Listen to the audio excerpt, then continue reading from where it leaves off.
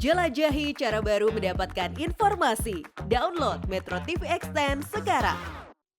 Nah, selanjutnya box nomor berapa? Akar kuadrat dari 81. Kita hitung dulu ya. 9. Berapa, Kuku? 9. Kita buka box 9, suara perempuan. Oke, isi boxnya, pilih siapa? Untuk satu-satunya perempuan yang membawa suara perempuan malam ini, Priska Borusegu. Oke, baik. Priska. Silakan bertukar tempat duduk.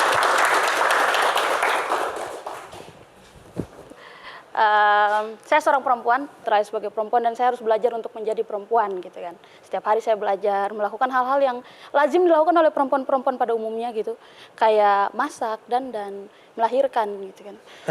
Saya belajar melahirkan. Oh, belajar. Saya ngeden dari sekarang walaupun lahirannya kapan saya nggak tahu gitu kan. Belajar aja dulu gitu. Saya juga belajar masak gitu. Saya di rumah sering masak, tapi karena saya tidak tahu resep, saya biasa cari dari internet gitu kan. Ya resepnya bahasa Inggris semua, untung saya nggak bodoh-bodoh amat gitu ya. Ya resepnya gampang lah menurut saya. Bahasa Inggris simpel kayak put salt, garam, onion, bawang, pepper, kertas gitu kan. Ya namanya perempuan merdeka, bebas dia mau masak apa kan ya. Mau kertas saya kasih gitu, orang saya masak gitu. Saya juga belajar dandan. Ya, walaupun hasil dandanan saya kata orang kayak Joker kena hujan, tapi saya bangga. Sekalian saya gitu. Aduh, karena ini satu-satunya perempuan yang dipilih oleh Kuku. Kesempatan pertama untuk menguliti Priska, silakan. Sekarang alhamdulillah ya, alhamdulillah. Nah, para pemangku kepentingan dan juga pengambil keputusan tidak hanya laki-laki saja. Sudah banyak perempuan ya. Kira-kira apa tanggapan Mbak Priska mengenai di kedepannya, apakah perempuan akan mengambil alih sehingga nanti 70% bukan akan jadi perempuan atau cukup 50% saja seperti itu ke depannya? Karena sekarang kan belum sampai 50% atau sampai cukup 50% saja terus sudah. Gitu. Kalau saya secara pribadi saya berpikir semua orang itu bisa bebas melakukan apa saja tergantung potensinya. Tapi untuk sekarang, apalagi di kota besar, peran perempuan tuh cukup diperhatikan ya. Kalau dibilang setara, sudah lumayan setara untuk di kota besar. Kalau kita ke daerah-daerah mungkin budaya patriarki masih ada. Tapi kalau di kota besar, saya orang daerah ngelihat kota besar, saya kayak, wah ini nih bagus gitu. Maksudnya setara, seimbang, perempuan dengan posisinya, laki-laki dengan porsinya gitu juga. Kalau kita ke daerah-daerah, keadaan seperti itu belum menyebar gitu. Jadi kalau harapan saya ya yang setara-setara itu bisa sampai ke daerah-daerah. Nona Priska, kalau misalkan nanti kita sudah setara nih, laki-laki dan perempuan. Kira-kira menurut Nona Priska, apa yang dibutuhkan perempuan dari seorang laki-laki? Kerjasama.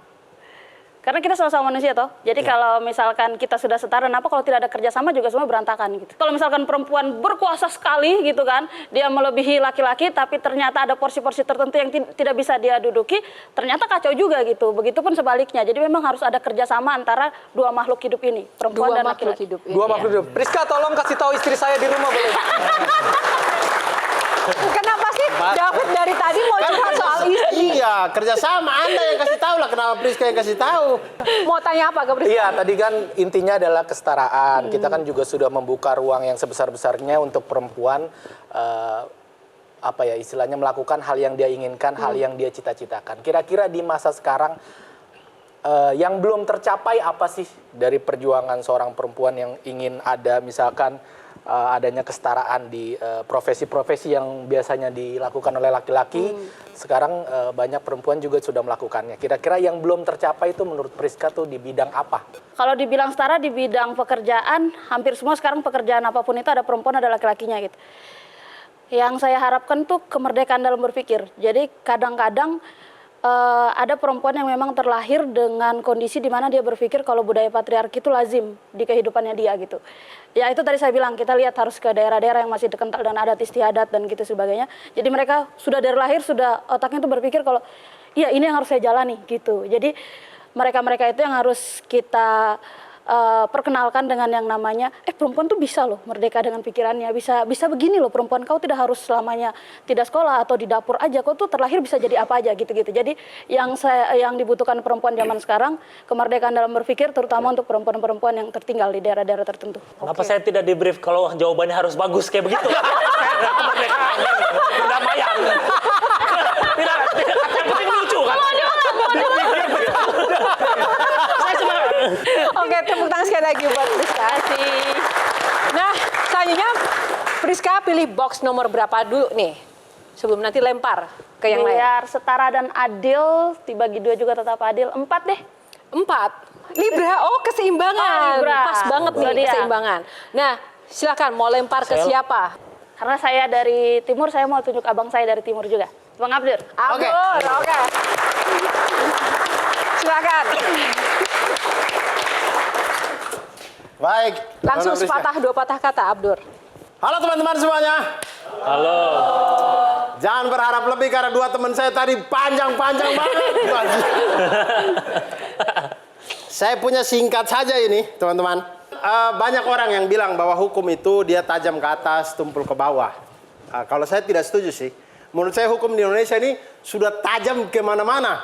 Sumpah tajam sekali. Saking tajamnya itu, dia bisa potong masa hukuman orang. Sumpah. Tajam sekali. Dari yang hukuman mati jadi seumur hidup. Dari yang 20 tahun jadi 10 tahun. Bahkan saking tajamnya hukum itu, dia bisa menjatuhkan hukuman kepada angin. Itulah makanya menurut saya kita tuh sebenarnya kita butuh buat teman-teman, buat bapak-bapak di luar sana yang mau jadi calon-calon pemimpin lah, pastikanlah untuk keadilan itu sampai dirasakan oleh rakyat-rakyat yang paling di bawah. Itu dia. Ngomong-ngomong soal tadi menarik sekali ya, isunya memang lagi panas ya. Jadi kamu termasuk yang nggak terima ya di prank hukuman kasus Verdi Sambo. Sebut Oh saja. iya, tidak terima sih saya. Kenapa? Kenapa? Kalau boleh tahu. Ya karena dia menghilangkan nyawa orang, kemudian itu bukan yang spontanitas, itu ada berencana, pembunuhan berencana dan segala macam. Harusnya sih hukuman mati ya.